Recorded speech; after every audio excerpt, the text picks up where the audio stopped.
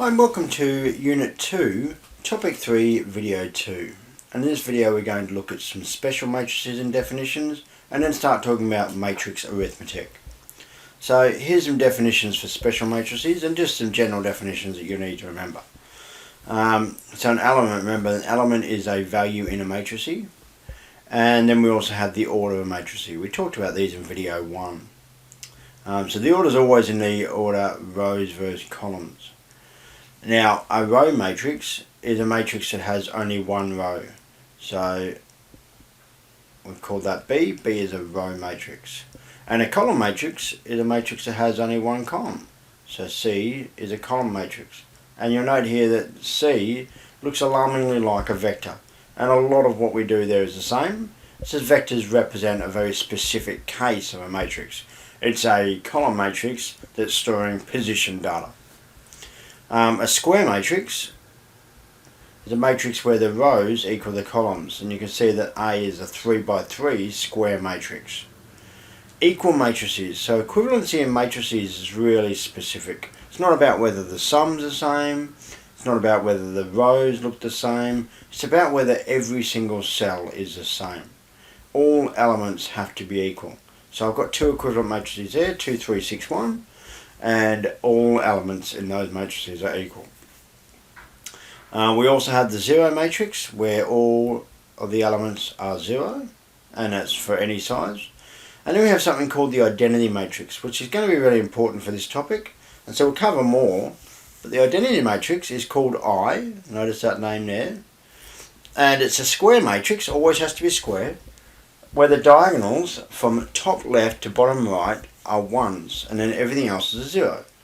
So you can see the identity matrix there. It just has a 1 there, and then a 1 there, and then a 1 there, and everything else is 0s. That will be hugely important later on, so we'll work on those.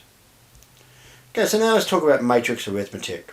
And most things occur following the basic rules that you're pretty much used to. So just expect normality in this area, and things will fall into place. Adding, subtracting and multiplying by a scalar works exactly as expected. To add two matrices though, they must have the same order. It doesn't make sense to add a 2 by 2 matrix to a 2 by 3 matrix because there's no match up of cells, which means that it can't represent the same data.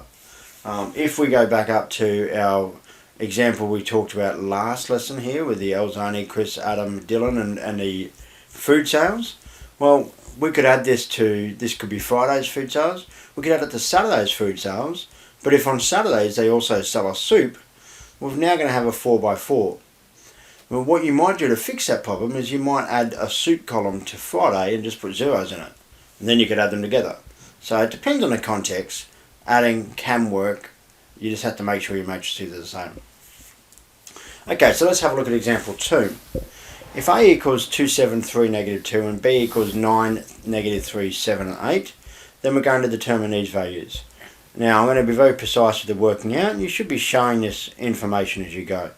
So A plus B is equal to 2, 7, 3, negative 2 plus 9, negative 3, 7, 8. And it's okay to do this. I'm going to do this really big garish matrix. 2 plus 9. When we get to matrix multiplication, you'll see that this is really handy. 3 plus 7. And then negative 2 plus 8. And this is equal to 11, 4, 10, and 6. So there's our A plus B values. And then we've got 3A. So this is scalar multiplication. Over here, 3A is equal to 3 times, this is going to work exactly as you'd expect as well. When doing matrices I do tend to not put the brackets first, I just did that then and realised.